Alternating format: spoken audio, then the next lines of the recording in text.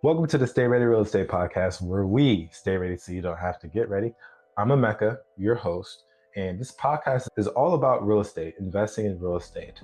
I invest in multifamily, and I'm here to show you that regular people can invest in real estate. You don't need to have billions or millions. It's regular people like you and I who can invest in real estate today. So on this podcast, you'll hear from myself, as well as I'll bring different real estate professionals on from around the world to talk about their investing journey, strategies, market insights, or how they got into real estate so you can get started today as well. Stay ready, my friends. Hope you enjoy. What's going on, Stay Ready crew? It's your boy Emeka here, and today we're going to talk about why I am done with single family rentals. I just recently sold my last single family rental in my portfolio. And I posted online. I was like, oh, so happy to be done. This is the last single family rental I will have ever, ever, ever, ever. And a lot of people actually reached out to me. Like, oh my gosh, why? I thought you said real estate's the best in the world, this, that, blah, blah, blah, blah. Well, I'm here today to tell you why. The number one reason why is because it requires a lot of work and it requires the same amount of work that you can do for a multifamily. So if I'm going to be putting in all this work for a single family house that is going to give me minimum returns, right? I'm not saying it's bad, but if I can put in the same amount of work for multifamily, let's say a quadplex, I can get more cash flow from that quadplex.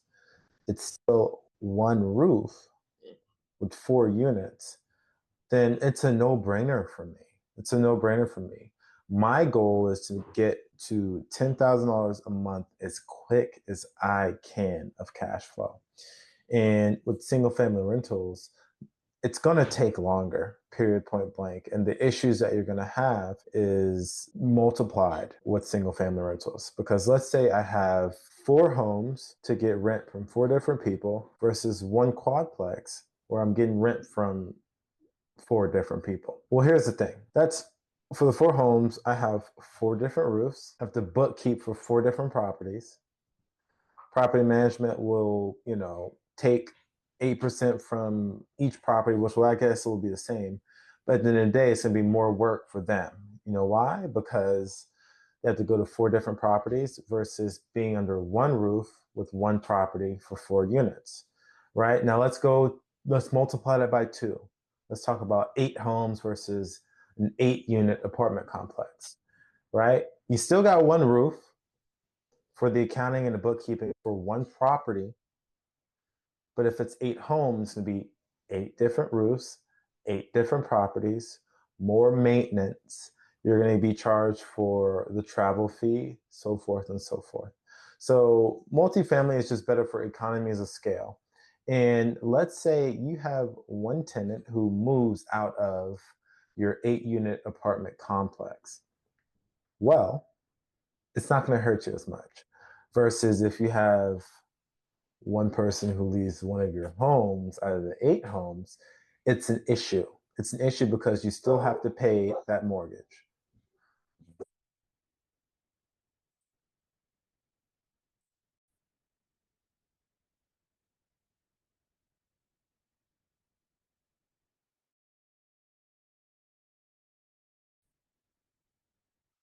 And if you still have to pay that mortgage, that is going to be a bigger hit than if someone were to leave your 8 unit and one person moves out, right? Because a mortgage for 8 units should be cheaper than a mortgage for 8 different homes because it doesn't equal the same, right? Because you got one property for 8 and then 8 properties for 8.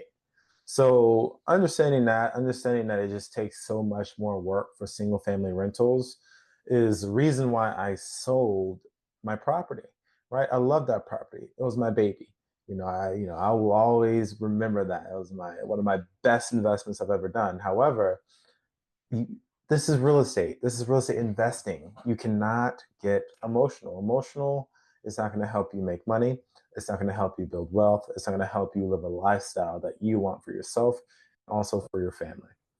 So it's just easier to deal with multifamily. It might take longer to get your first multifamily complex, but it's going to be better for you in the long haul. If it takes you 3 years to get a quadplex versus 1 year to get a house, 2 years to get the second, it just makes sense. Save up.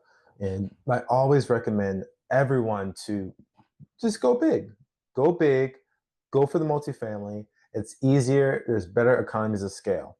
And I've talked about it a little bit today, but let's talk about the accounting, right? If you have partners, which is very common to have partners when it comes to investing in deals, multifamily, especially the bigger you do, the more the likelihood you're gonna have a bunch of partners. But with the accounting, right? There's these K1s, but if you have multiple single family homes, let's say you have jump to 10, that's 10 different forms that you have to provide versus, I think you're getting a trend now, one, right? If you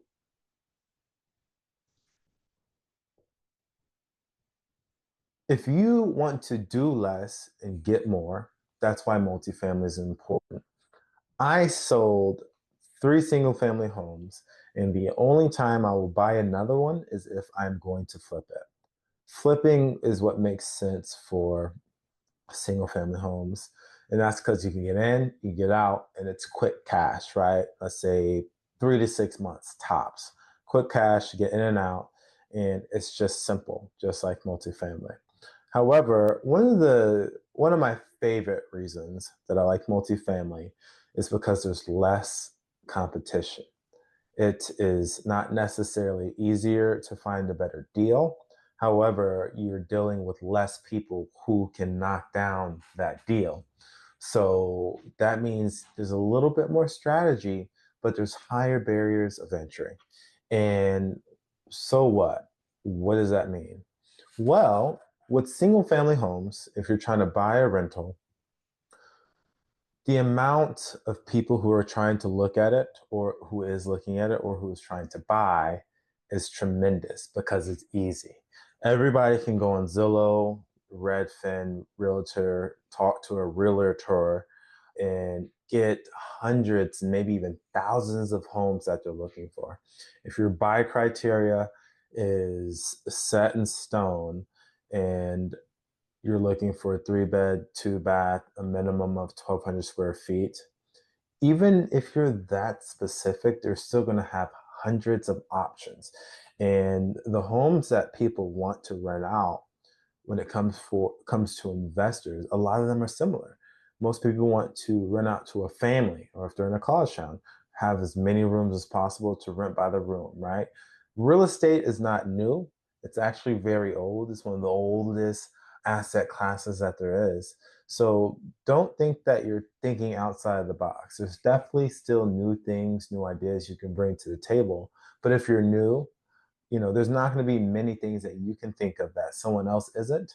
And someone, where 20, 30, 40 people aren't looking, right? Especially if you're in a crazy nice area like Austin, Texas, or heck, even Kansas City or Miami, Tampa, name a random city that everyone likes to go to, right? So a lot of people know that. But whenever you're comparing that to multifamily, right? There might be a lot of people with the same ideas, but there's not as many, right? And then you also have to build the relationship with the broker if you're trying to get a commercial unit, which is above 4 units. So higher barriers of entry means that you have to be a little bit more sophisticated. You have to do a little bit more due diligence and a little bit more education in order to speak the language that brokers are expecting. And then once you build that relationship, once you have proof that you're serious, you consistently communicating, then you're in with that broker. And then they're going to start bringing you deals, right? 80% of deals are typically done through a broker, 20% are done off the market. So your relationship with the broker is more important, right? Having a relationship with a realtor can help. It's going to help. However, it won't be as beneficial as a relationship with a broker who does multifamily because there's less of it. There's less of it. So you want to make sure you have that relationship So when that once in a lifetime opportunity comes, you are ready. When it comes to multifamily, sometimes it takes years to get into deals, and that's what deters people away, right? My partner Nico, I think he said he spent either 3 to 6 years until he got his first deal, and 3 to 6 years, 3 to 6 years. And that's a lot. And a lot of people can't take that. However, would you rather spend 3 to 6 years getting mediocre deals, dealing with headaches, and potentially actually getting that, plumbing call at 3 a.m., or you wait 3 to 6 years to get the same amount of money that you probably could have done with the single family homes as rentals and have one property, one thing to deal with, and not multiple, right? And it's just simple. And I think that if everyone were to focus all in on multifamily, even if it's residential, if it's residential for multifamily is 2 to 4 units, commercial multifamily is 5 plus. When it comes to banking, that's very important.